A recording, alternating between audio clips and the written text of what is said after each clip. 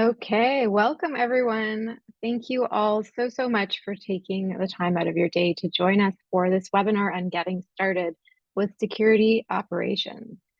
I hope everyone's doing well and had a great holiday if you celebrate. And thank you for being a security operations customer. I'm Sarah Wood. I work in the outbound product management team within security operations at ServiceNow, and I'll be your host for today's session. I'm excited to be joined by Tim Boswell, who also is in the outbound product management team in security operations, as well as Elizabeth Skalquist from our product success team. And so they will be guiding us through today's session. But we just have a few housekeeping items before we dive in.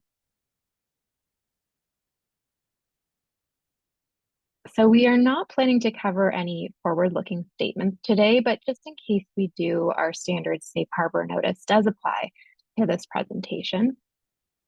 And the webinar today is part of our Live on ServiceNow events programming. And so we would encourage you to keep an eye out for future events and register in the community. For example, we do have a security operations office hours session that's coming up on December 16th, and we do run these monthly. So this is an open forum to get any of your questions answered by the product management team, and sometimes with product success and product and outcomes. So other subject matter experts will join. So please do register if you're interested in that. And then before we get to the agenda, this session really is for you to answer your questions as well. So please do use the Q&A button in Zoom if you want to submit any questions. You can also use the chat function in Zoom if you'd like to. I see someone's raised their hand. I don't know if that was a mistake or not, but feel free to put your question in the chat or in the Q&A. This is a recorded webinar, so we generally do post these in the community events posting afterwards, along with a copy of the slides. So keep your eye out for that if you want to review it afterwards. And then lastly, at the end of the session today, once we close it out and once you leave, you'll receive a quick survey on your screen. So if you could please complete that, we'd really appreciate it. It'll help us improve future events.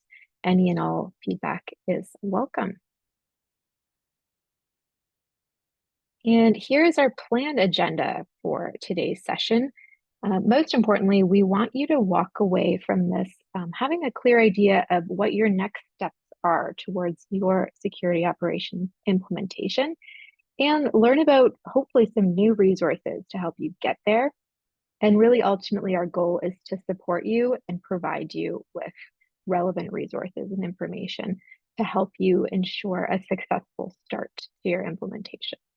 So that's really our goal. We hope that it's useful for you. And now Tim will take us through the first part, but I'll get us started with a quick poll. So the first section is a bit of an overview on the SecOps portfolio and some key resources related to that. But before we get into that, I'm going to launch our first poll today to give us an idea of what you are sort of most interested in or what you're planning to implement. It might be one of our two sort of core flagship products, security incident response or vulnerability response. Perhaps it's both. Seems like a lot of people are interested in implementing both. Maybe you're not quite sure yet, you haven't decided, or maybe it's one of the other products in the suite, which is great. Let us know in the chat. We'd love to hear what you're planning to implement. We'll keep it open a little bit longer to see if some more people respond, but it looks like a majority of people implementing both, which is awesome. And then some sort of split between security incident response and vulnerability response, and a few others on the unsure or others. So let us know in the chat. Give it like 10 more seconds and I'll share that out.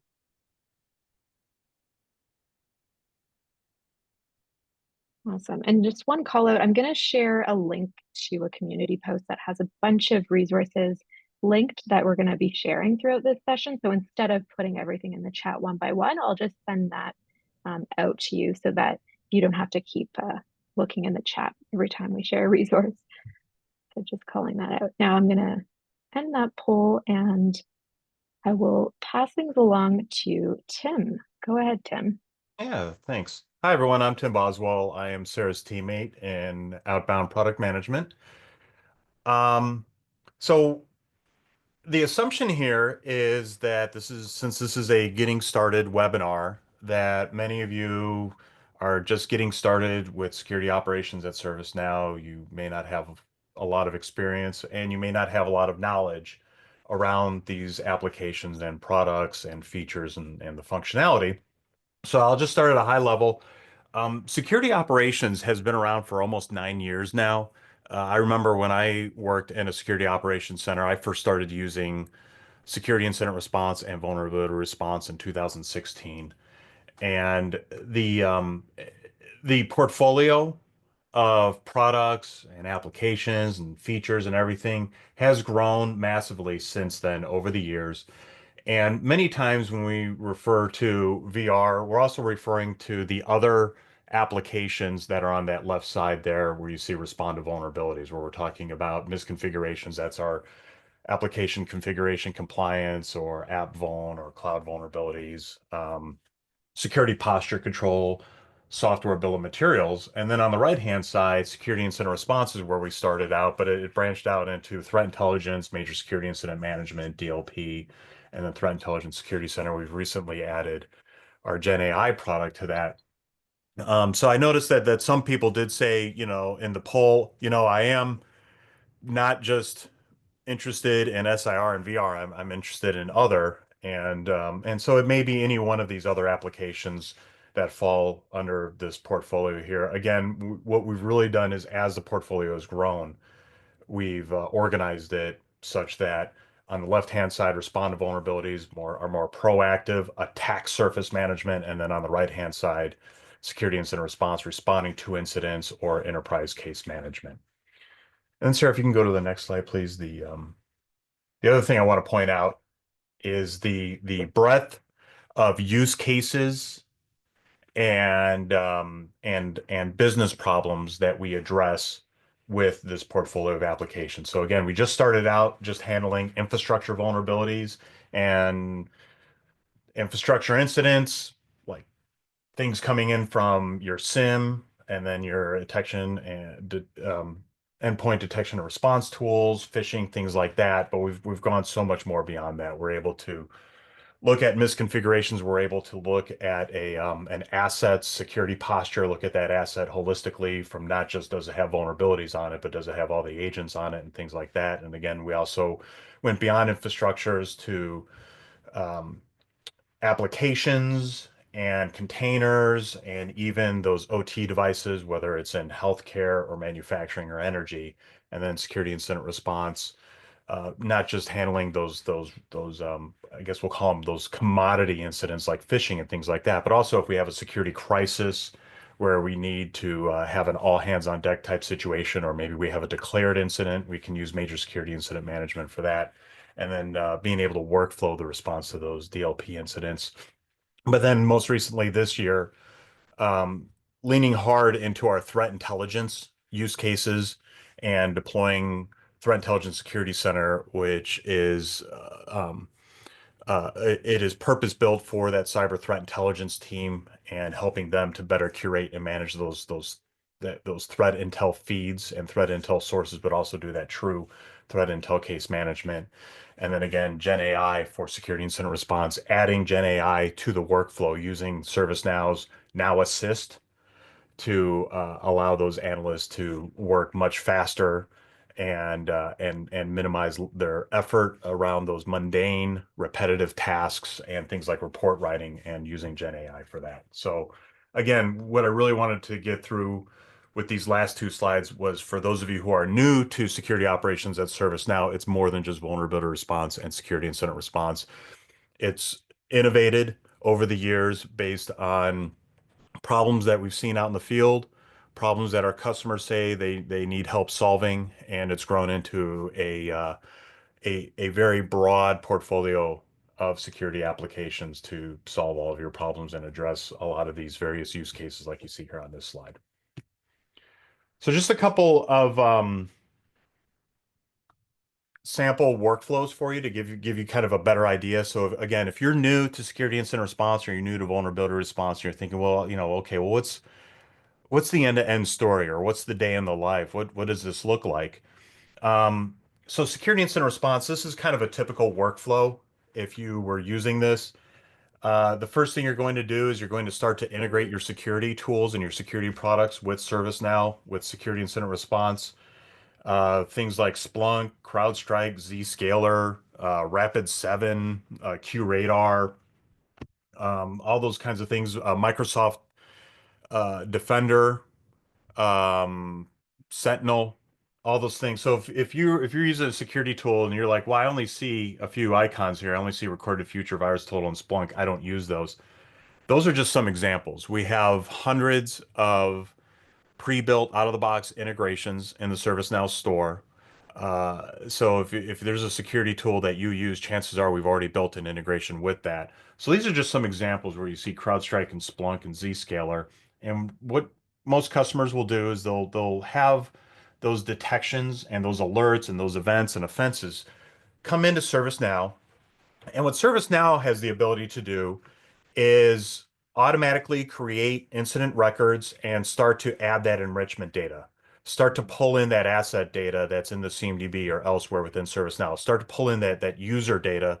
Start to pull in that business context and business intelligence, because the next thing that ServiceNow can do in an automated fashion is prioritize those security incidents based on the calculators that you set. And then it can do things like automatically um, take the artifacts and the observables that are in that alert and send it out to your threat intel sources. Maybe you need to get some additional enrichment data from other third-party sources like VirusTotal or Recorded Future or others. And so ServiceNow can do that automatically because that's not something that a person has to do. That can be a manual task for a lot of security operations teams, but it doesn't need to be a manual task. That's something that you can automate, and so most customers will use ServiceNow to automate that. And then also using the playbooks within ServiceNow, you can either create manual instructions for those analysts and determine those response actions, or you can use playbooks to automate certain response actions. Maybe you say that, okay, if a particular alert comes in from the EDR tool regarding a laptop in the finance department, I just automatically want the EDR tool to isolate that. So that's something that you can do with ServiceNow. ServiceNow can trigger that orchestration action, do that SOAR type activity, and save a lot of time. So you're able to contain the attack much faster, but also you're able to do your work much more efficiently. Things that don't require decision, you can automate.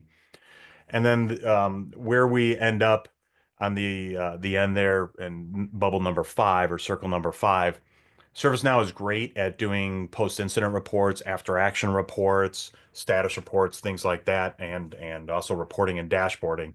And so that's where we wrap things up, and that's another place where we can apply Gen AI to help save time when writing that post-incident report or writing those closure notes. So this is kind of a typical workflow on how most customers might use ServiceNow today.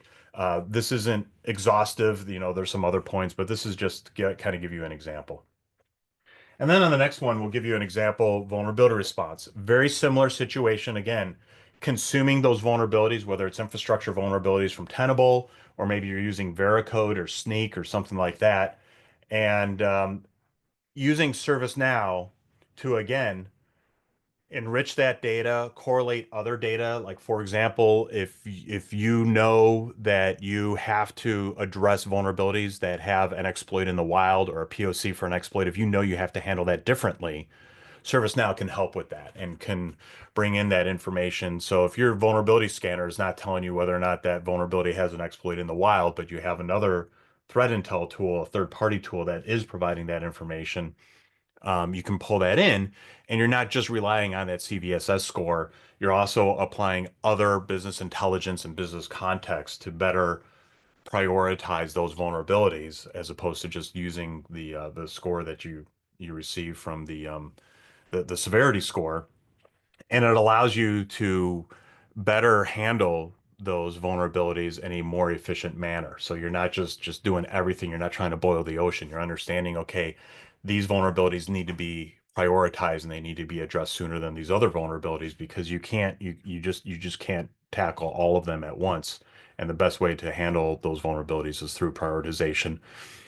And the other thing that we're doing with ServiceNow, because ServiceNow is really good at doing IT operations management and IT service management, we're leveraging those integrations with tools like BigFix or Microsoft System Center to do that patch orchestration, to better assign those vulnerabilities to the appropriate asset owner who needs to patch that. If there's an exception or deferral that's required, maybe the team is doing research and they can't reboot that system. And so they need to request an exception or deferral. If you don't keep track of those, then it goes into a black hole and you forget about that. And next thing you know, you've got a system that's completely out of compliance and everybody forgot that you granted them an exception. And here it is 2 years later, and it still hasn't been patched or anything. By handling that on ServiceNow, now you can track that.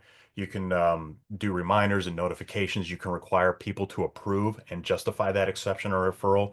So now you're able to better track and manage those exceptions, and they don't slip through the cracks and are forgotten about.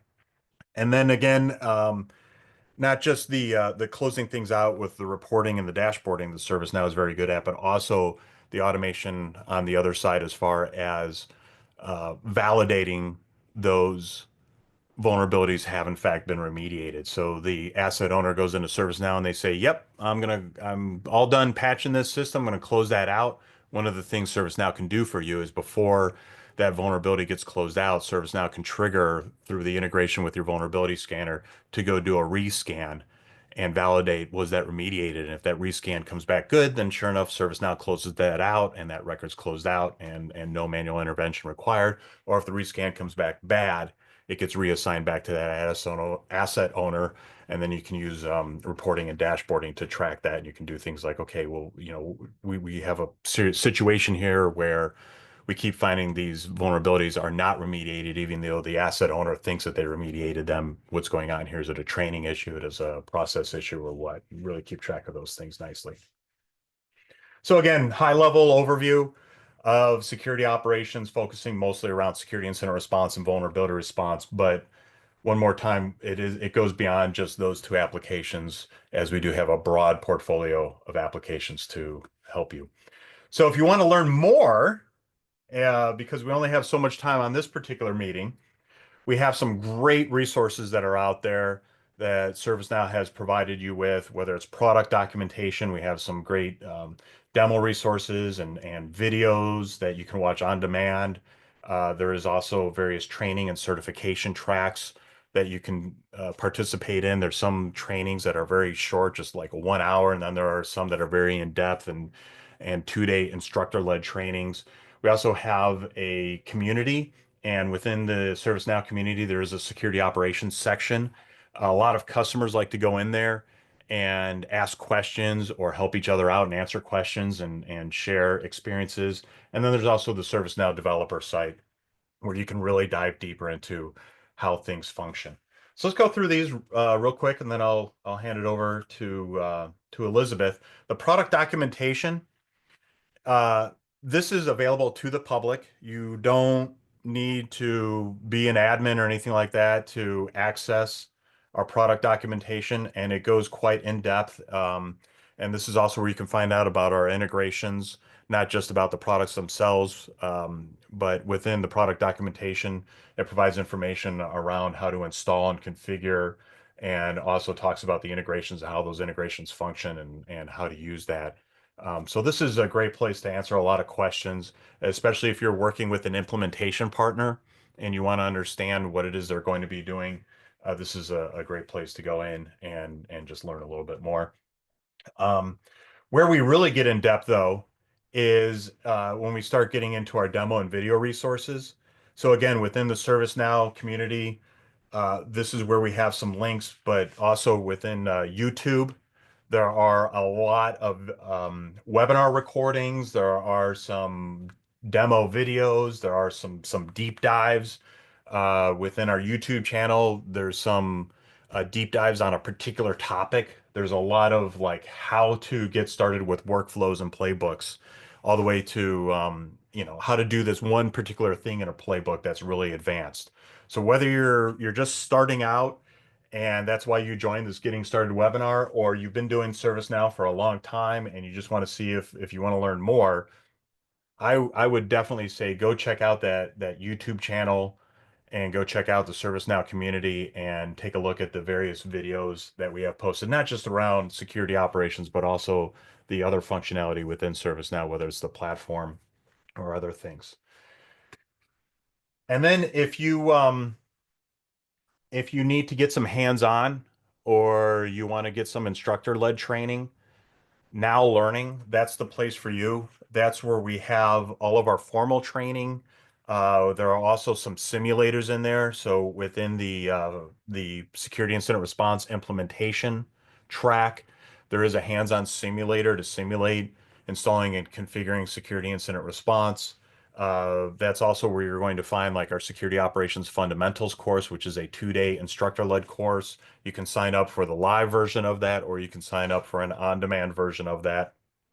And you also have a developer instance for a couple of days that you can do some practical exercises. So if you're an admin and you've been administering ServiceNow for your organization for some time, but now you need to learn how to administer security operations, this is a great place for you to go to learn more about what is it that you're going to need to do to configure and maintain security operations for your organization. I keep mentioning the community. This is kind of one of the first places I go if I need to learn something new, or if I have a question, or if a customer asks me a question about security operations that I can't answer. This is usually the first place I'm going to go, is to the community, and do a search there. Oftentimes it's going to redirect me back over to one of those other resources I showed you, like the documentation or a YouTube channel. But it feels like whenever somebody asks me a question, if I can't answer it, I can usually find it in the community that somebody else has already asked that question and it's been answered, and I'm able to find an answer. And usually when those answers are in the community, somebody won't just say, "Oh, the answer is yes." They'll provide some, "Here's where I got that answer from," with a link to the documentation or that YouTube video.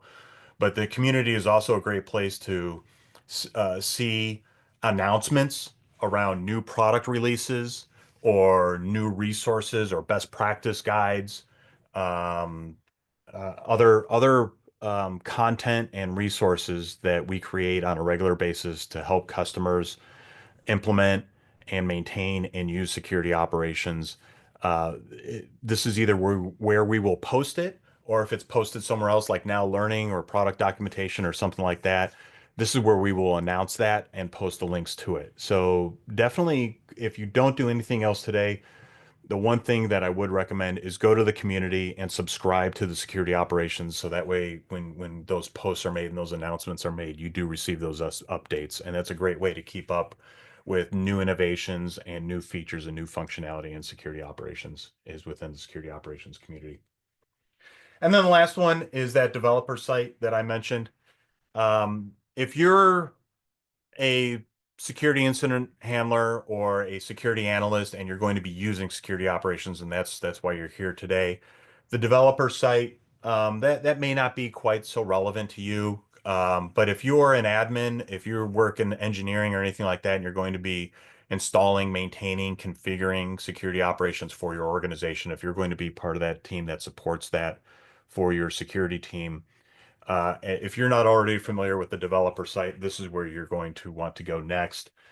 This is where you're going to get some more in-depth documentation around things like APIs and UI components. It goes just a little bit beyond the product documentation. This is more meant for those people that are going to get a little bit deeper into the product and do certain things. And some troubleshooting guides and things like that are in here. And this is also where you would sign up for your own developer instance. So again, if you're new to ServiceNow and you want to get some hands-on, you can sign up for what's called a personal developer instance, or a PDI, and this is where you would sign up for that. And you can download Security Incident Response and install that. And and it should let you install it with some demo data. And so you can start getting hands-on with the product. And it's great because you can break it and it's not going to do anything to the organization that you work at. You're not going to be breaking the implementation of security incident response for your organization. You can go in and you can break it. And then all you have to do is just say, okay, well, I'm going to release this PDI instance and give it back to ServiceNow and go get a new one and then break it again. So that's one of the great things about that. So those are some resources that I hope everybody finds useful. And I think now what I'm going to do is turn it over to Elizabeth, right? That's correct. All right. Yes, here we go. A little bit more about your implementation journey. I will share as we go forward ideas and steps to progress with each of the solutions. Hopefully, through that insight, you can go ahead and get yourself started, whether it's on the dev instance that Tim had mentioned or your own dev site for your organization. All options are there. So as we get started, where are you in your journey? Are you implementing now or this quarter? Are you implementing in this upcoming year? No plans, getting all the insights to get those plans ironed out, or somewhere else in your efforts?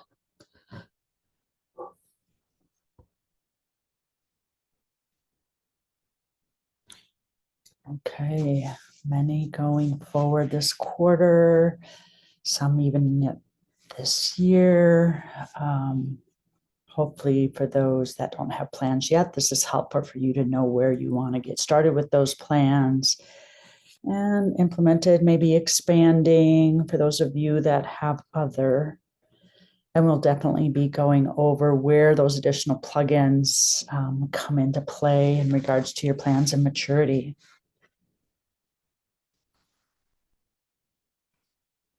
Okay, don't be shy. Let us know. Looks like someone added in the chat that they're implementing SIR and threat intelligence and looking at VR. Great, good add-ons, yes. Okay, fixing poor deployments could have some insight there.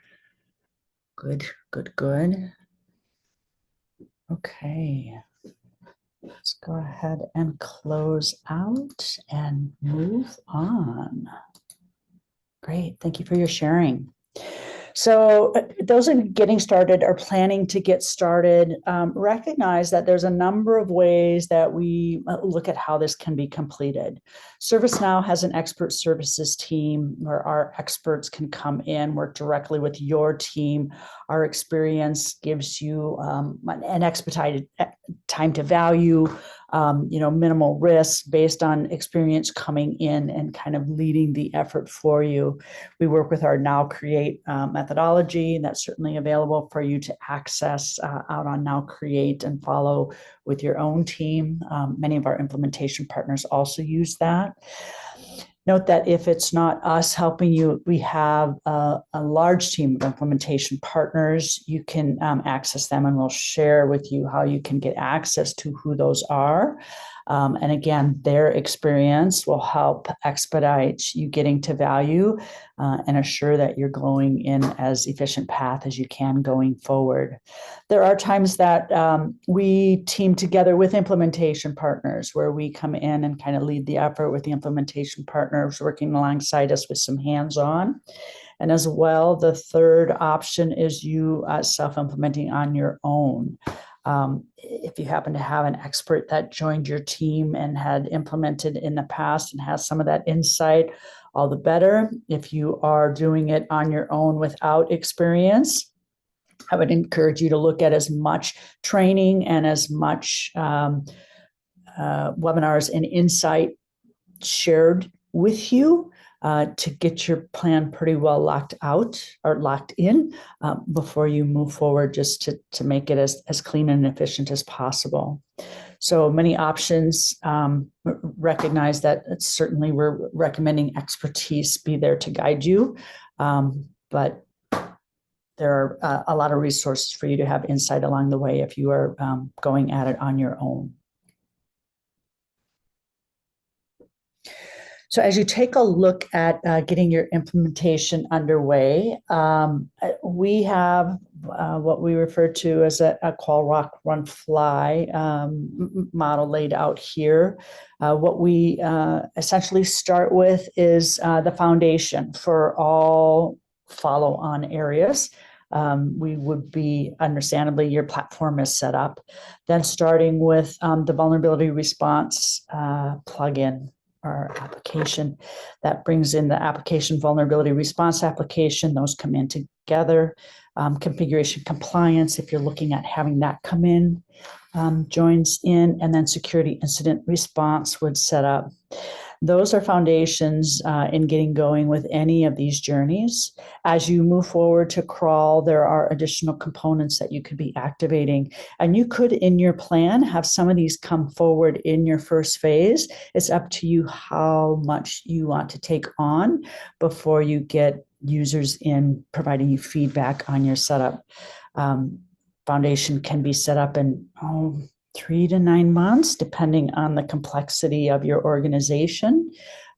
So knowing that timeline, you can easily add on if you feel that you can take on more with the schedule that you're working with. So performance analytics is a reporting component that we bring in with these applications. It is an add-on plugin for you to get those particular scheduled jobs available to you to run and collect the data to work with in the dashboards that are provided. As you get to scale, we're definitely going to be looking at and recommending as a best practice the use of performance analytics when you start getting into the millions of records that you're wanting to report on, recognizing that reporting takes a live query if you're bringing up a widget. Performance analytics, on the flip side, has run at night and has that summarization stored as a snapshot for you to access in those widgets, so are much more performant when it comes to working with millions of records that you want to be reporting back on. If you're moving to cloud for VR or configuration compliance, that's an add-on.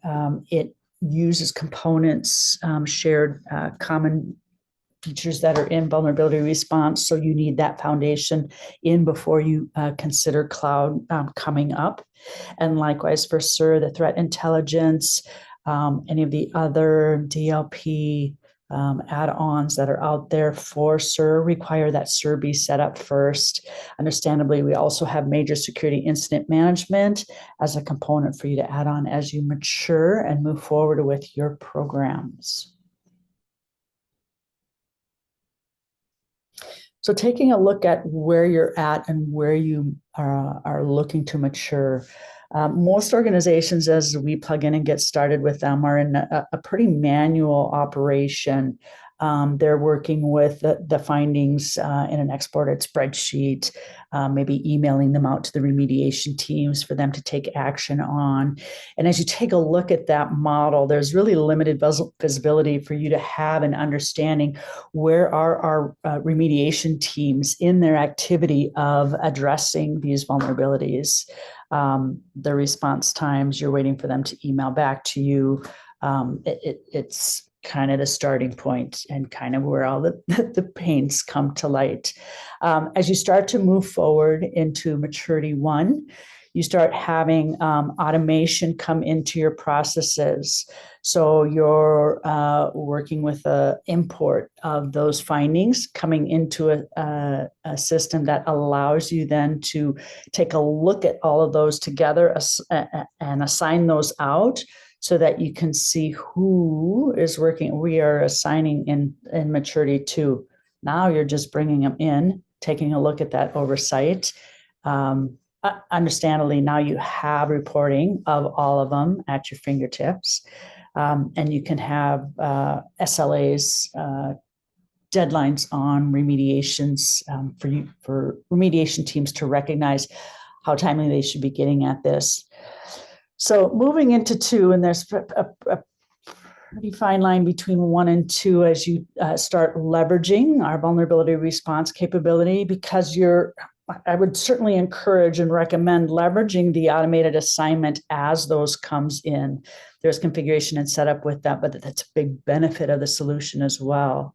Along that loading and processing that happens, you have the capability as well to do a risk calculation and give you a prioritization for those end users that are working with these to remediate, to have the prioritization as it aligns with your vulnerability management program. So in this, you also would have the capability to have deferrals and risk acceptance for any type of exceptions in remediations meeting their deadline.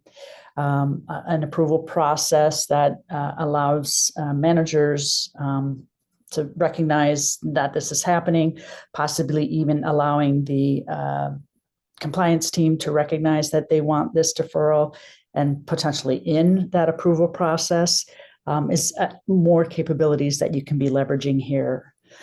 Once you are in vulnerability response, you have the opportunity to go ahead and have that change request that is defined in your organization to be accessed and triggered from your remediation records.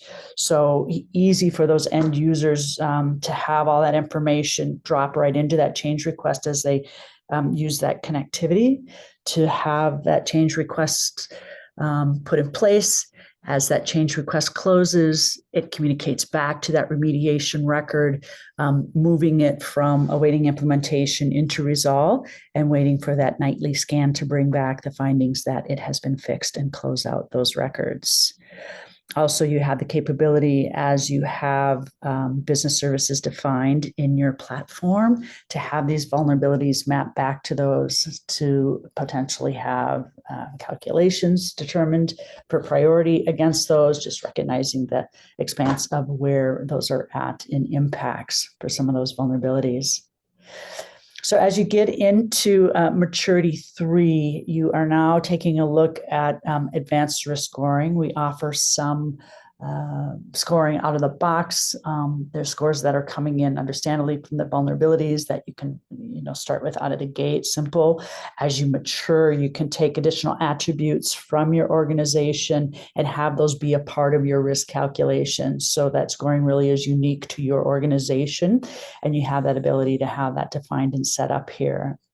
Emergency response could be an additional component that you add on.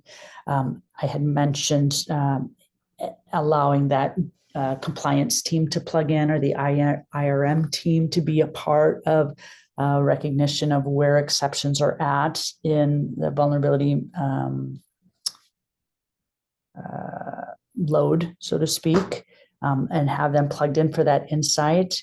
Patch orchestration is another add-in that allows you to kind of weed out the noise of those remediations that are already on a patch schedule. Those vulnerabilities don't necessarily have to go out to a remediation team to go, hey, there's vulnerability here, you got to fix this with this patch. They know that, they've scheduled that. So patch orchestration brings in those scheduled timelines and allows those remediations that have that schedule on it to not go into a queue, and you can control that with that integration.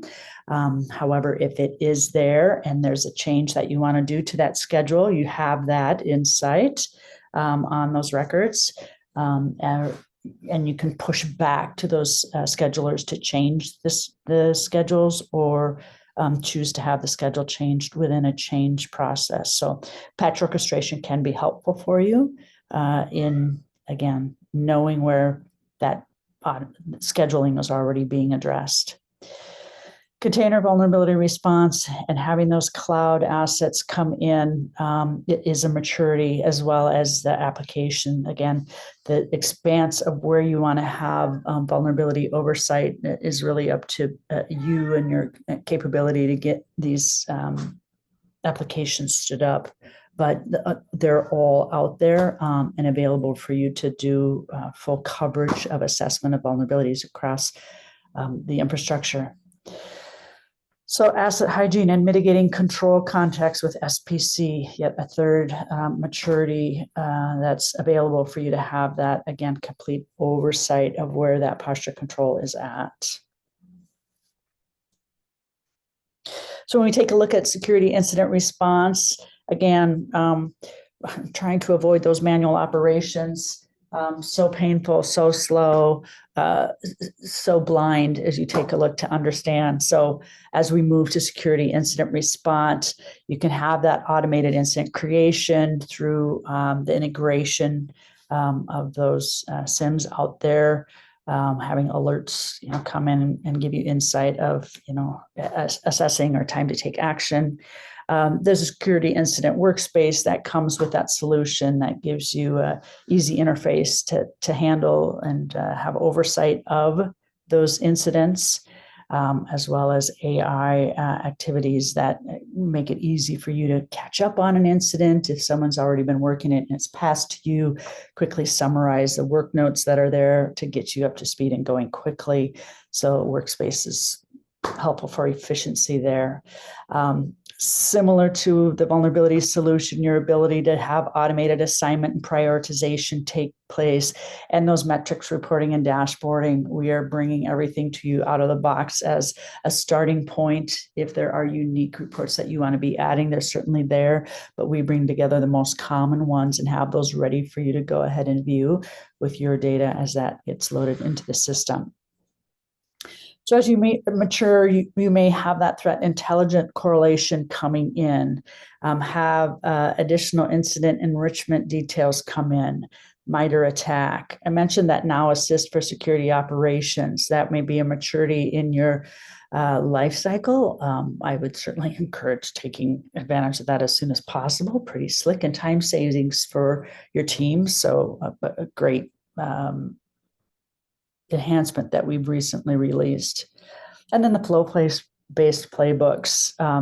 We provide a ton out of the box for you to go ahead and get started with. Our security team works with our solutions and have contributed to our playbooks based on their creation of playbooks that they use for their practice. So there's quite a few out there for you to work with, and would definitely look to utilize that. It gives you the kind of guidance along the way in how you would be handling any of those particular incidents. Great for juniors, great for consistency in how your team is handling and addressing security incidents. As you move into 3, more automation orchestration taking place, more playbooks, process versus flow. There's a fine line. Automated incident response through orchestration integrations. You've moved on to have major security incident management come into the picture and are utilizing that for bringing together a number of teams to handle a major security in a timely fashion and have that share collaboration taking place in a particular case for timely resolution. Having MITRE attack come in for intent-based incident response. And again, that threat intel case management comes in as you mature. So implementation themes. So getting set up with your integration to collect VR data from the third party is essential where we start. It's getting your data into VR so that you can start leveraging that broader oversight. It's giving you that slice and dice of the data. As you are getting started and looking at the data, you have the opportunity then to tune, rerun, and refine your configuration. As we go through these in more detail, you'll be highlighting where you can be iterating as you're going through your implementation plan.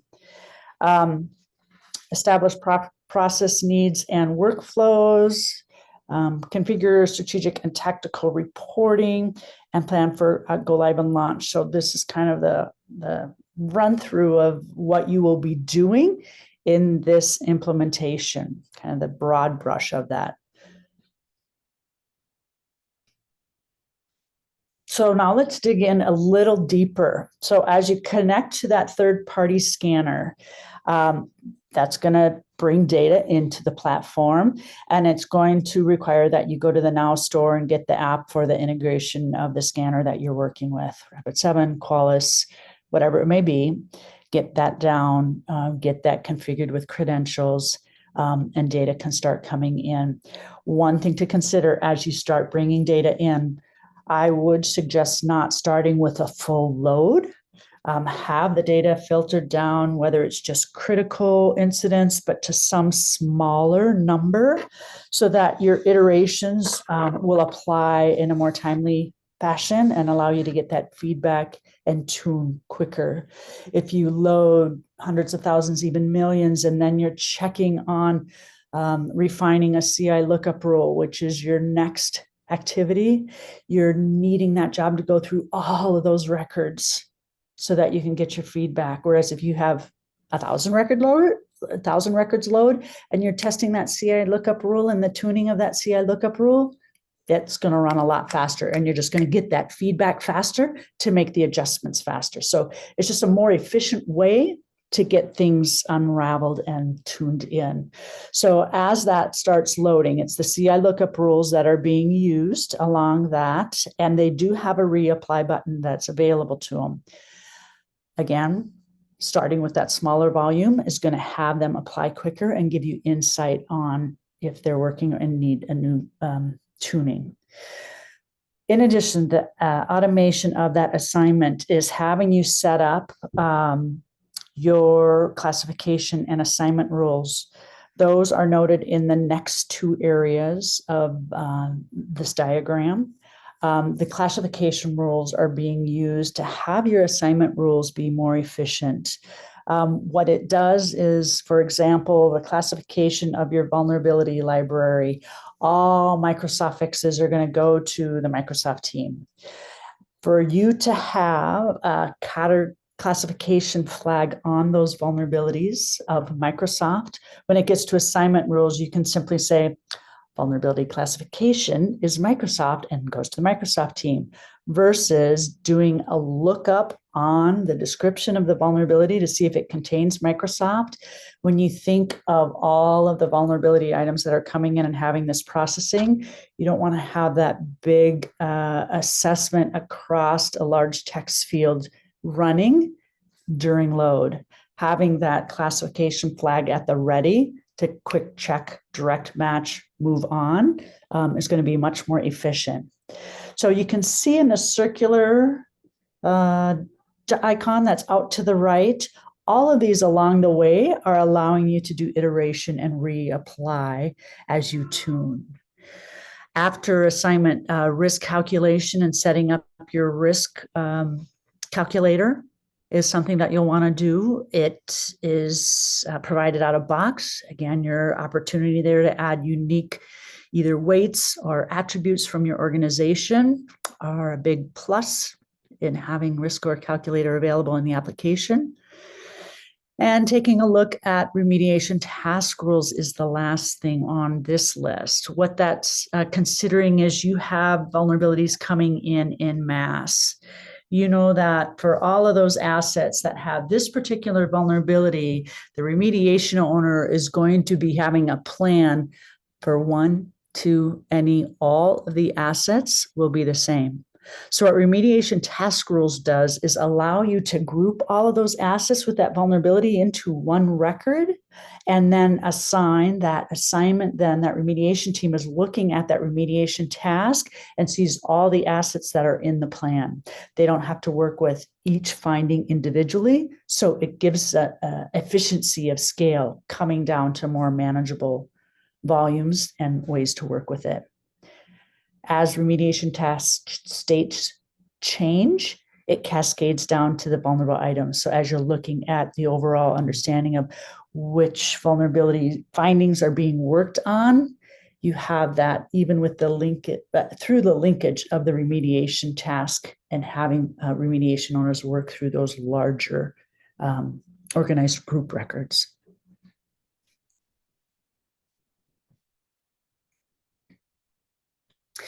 So we talked about remediation task rules. There are also remediation target rules. This is allowing you to determine, based on our program, certain vulnerability severities need to be remediated in 30 days, highs 60 days, mediums 120 days, whatever that is. You have the opportunity to set up remediation target rules and determine how many days out from creation of the finding will be a remediation target for these remediation owners to work against. I had talked about the integration of that change management. So as you're aligning your life cycle to IT changes, the remediation team can come in and request their changes right from here.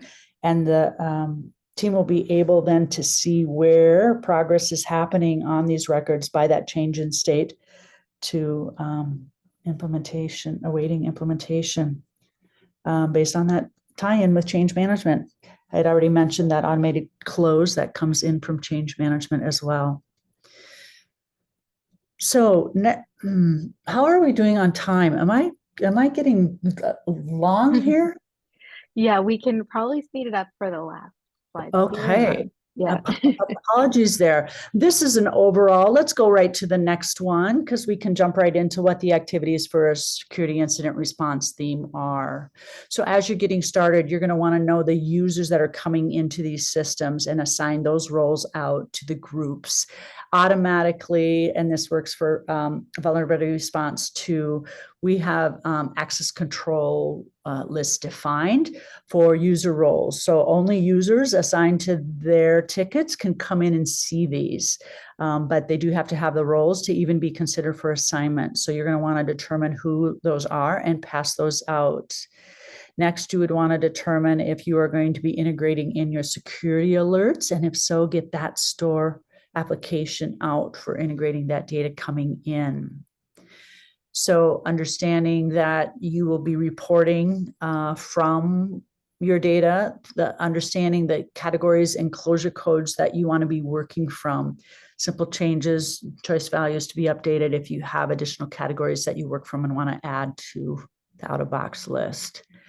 Playbooks, again, there are a boatload that are available. Leverage those. Those will help you in consistency and continuity of the way the entire team is addressing and working on certain types of incidents. As well, driving and measuring security processes based on business risk, setting up those SLA and metrics, calculator groups here so that you have that reporting and prioritization out for use as you're overlooking SIR.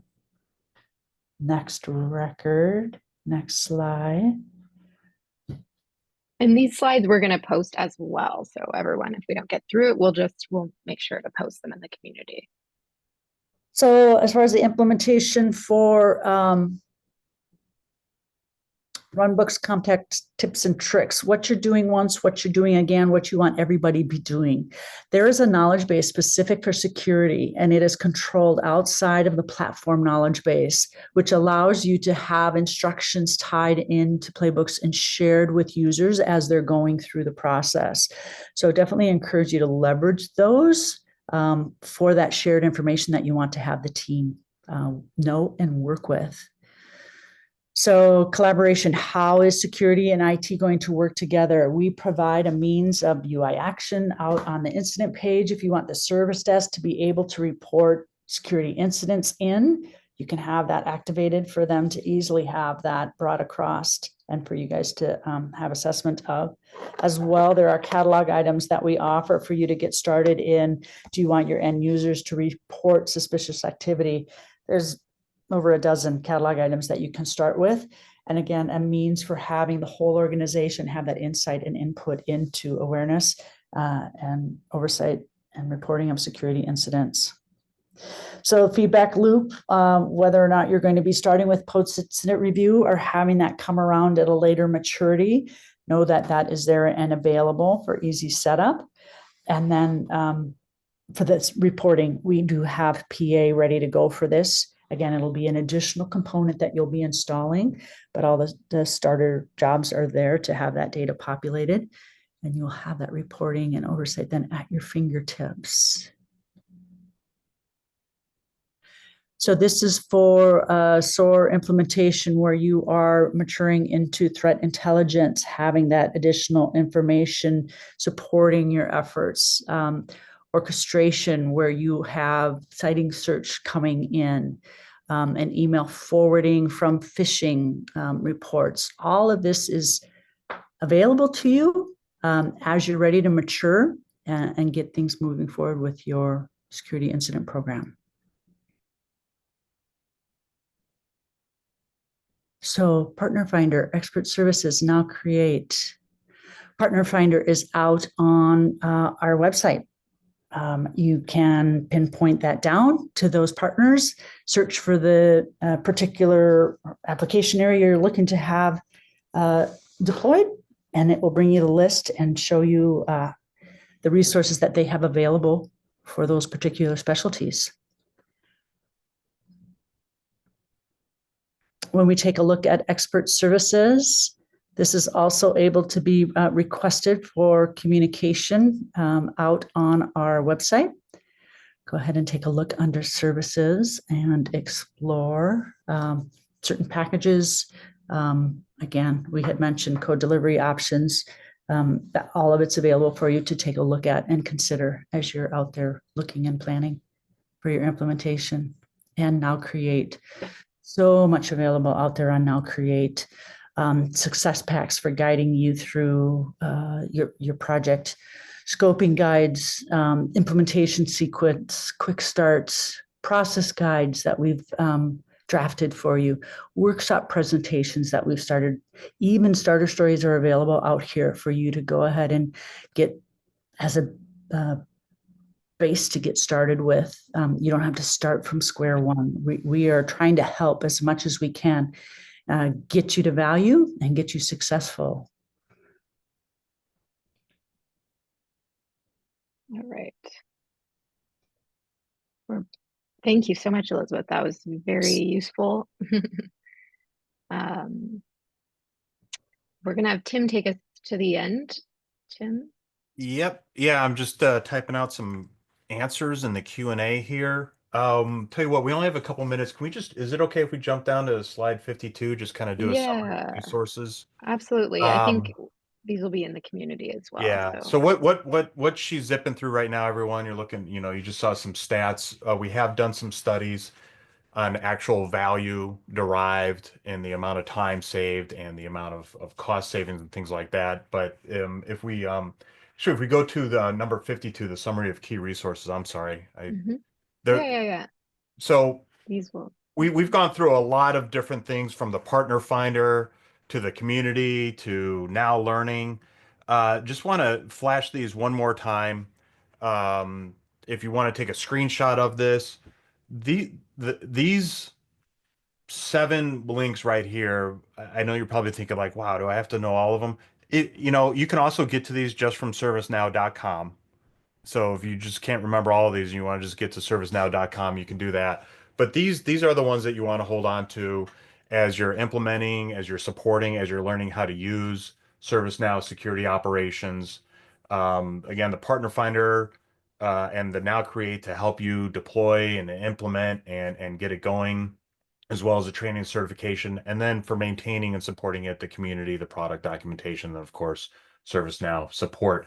If we can go on to the next one, the key resources to learn more. I think we've got, um, let me see. Yeah, this is just, if you go to those links and if you go to the ServiceNow website, there's so much more there to help you beyond what we provided. There's things like quick start guides.